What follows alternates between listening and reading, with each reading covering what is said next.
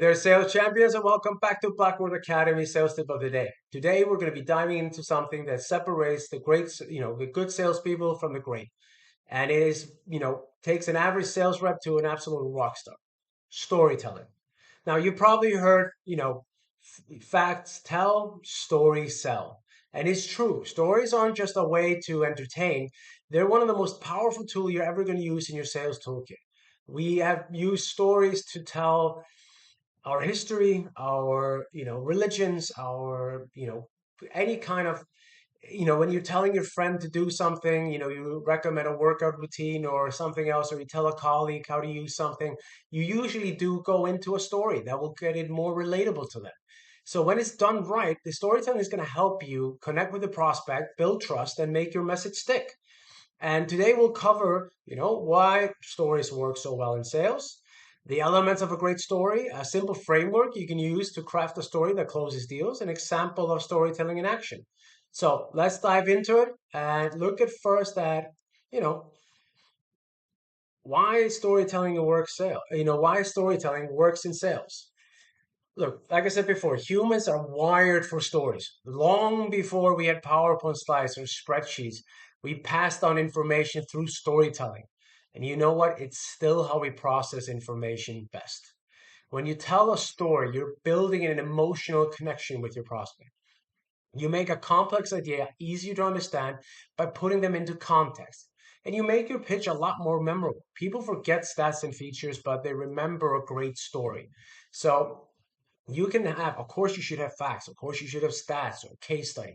But exactly what case studies are, a story. So it's how do you tell the story?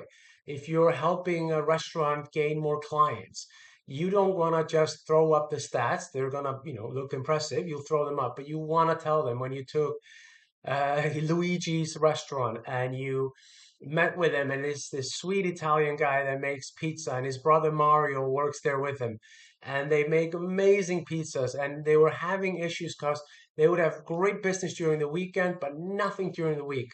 But together you crafted a great lunch menu or whatever it is, and then you tell the story of how you turned that around, as an example. Excuse me. And you need to have the right elements. Look, any storytelling has the same elements in them. You can look at Joseph Campbell's Hero's Journey. You can put it up against almost any movies today and see how it influences them, how the protagonist comes in, he discovers a new world, he gets a guide, he meets his, companions, he meets evil, loses, but then regains new knowledge to defeat evil at the end. But we're not going to go that complicated. I think there's like 13 chapters in it. It's called The Hero's Journey. But what we're going to be looking into is just simple elements. So every great story, has these structures. So you need them for relevance, for clarity. And here's what you're going to be including in your stories. You're going to be including the hero. That's the prospect, the client, or someone just like them. The conflict, what challenges or pain points were they facing? The guide, that's you. You're Obi-Wan to their Luke Skywalker. You're Hagrid to their Harry Potter. You're Gandalf to their Frodo, whatever you want to call it. You have the solution, how your product or service is going to help them overcome these challenges, and then the success that they saw or they will see, or whoever, how their business improved, whatever it comes in. So the framework, these are the elements, and the framework you're going to be using is very simple. This is just a suggestion, but this has worked. So there's, it's called PARC. So what you want to start with is the problem. Start with the prospect's pain point. I met Luigi. He has a restaurant. His problem was he had great business during the weekend, but nothing during the weekdays. So, that's the example. You're one of my clients, a small business owner, was struggling to manage their growing team's onboarding process. It was a nightmare of spreadsheets and manual tasks, however you want to exactly word it. You want to go into the agitation, highlight the stakes if it wasn't solved. Luigi was having problem keeping his brother Mario on payroll because of this, or it was costing them hours and every week and slowing their growth. They were worried they were going to lose top talent because their onboarding was just chaotic. Then you go into resolution, introducing your solution and how it helps. Keeping on the onboarding, we implemented in our onboarding software, and in just a few weeks they had a seamless process in place. Or with Luigi, It could be we crafted a lunch menu or, a special offer on Tuesdays or something that drove more business in through the door on the weekdays. And then you go into the conclusion, show the success and result. Now they're onboarding employees in half the time and focusing on scaling their business, not dealing with this admin headache.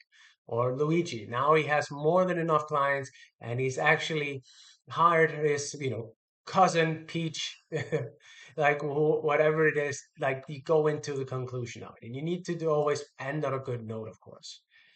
So, this is the basic of structure that you can use. So, if you put it into action again with like a selling of a CRM software, you could go, look, I recently worked with a client in the tech industry who was drowning in missed follow-ups and lost deals because they were tracking everything manually.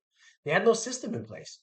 They were losing thousands every month. Like it was a nightmare.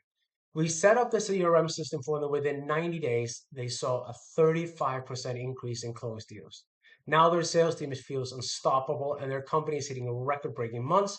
And they have a way better, they have a way better hold on all their information and who they need to follow up next. Now, this is a lot better than if you just say, well, our CRM boosts productivity by 35%. He might believe that fact. He might not buy it. He's at least not going to maybe remember it. So you want to absolutely go in for the storytelling for that added effect. So a couple of tips as well to make your stories better. Um, Keep it short, keep it focused. No one wants a 10-minute story in the middle of a pitch. Be relatable, something they know and they can feel and they see themselves in, and add emotion. Use language that helps listeners feels what's at stake. So, you know, like what we were talking about before with the CRM system. If you just go, well, they had a problem with follow up, it didn't really. You want to use tonality. It was chaotic. Like they were missing follow up after follow up. You use the emphasis on everything. You want to have them. You want to have them at the edge of their seat. You want to have them excited, bought into the story, and then they'll buy into your product and you. So this is a double hitter. So some actionable steps for today, as we always, before we wrap up. Think of a success story from the past. These are case studies, so you should have them. Any of your company should have them. So think of a success story that highlights the value of your product and service. Break it down using the PARC, problem, agitation, resolution, conclusion. Practice telling it out loud until it feels smooth and conversational. And it's gonna happen. If you use it again and again and again, it's gonna become second nature and you're gonna be hitting every note, every tone, everything in it. So story still isn't just a nice to have skill. It is a must have, even for social events. You're telling a story about traveling or trying a new restaurant or whatever it is. You don't want to be just boring and just go, well, I went to Italy. It was quite nice. And then we came home. You want to be able to, we flew into Rome. And after that, we took this taxi and the guy was so funny, like whatever it is. You want to put the emotion, let the people be with you in the story. So, it can be a difference between later now and let's do it now. So let's get those story skills in. Look, let's end this video. If you think this video helped you, it was beneficial in any kind of way, hit the like button, hit the subscribe button, share it. And as always, you can check out my Udemy course. It's on in the channel bio. You can get, help with your cold calls and what else. And I'll see you tomorrow. So for another sales tip. So if you don't want to lose it, subscribe. Put that notification on, or you're gonna lose maybe out on another great tip from Blackwoods Academy. So thank you so much, and I'll see you guys tomorrow. Ciao.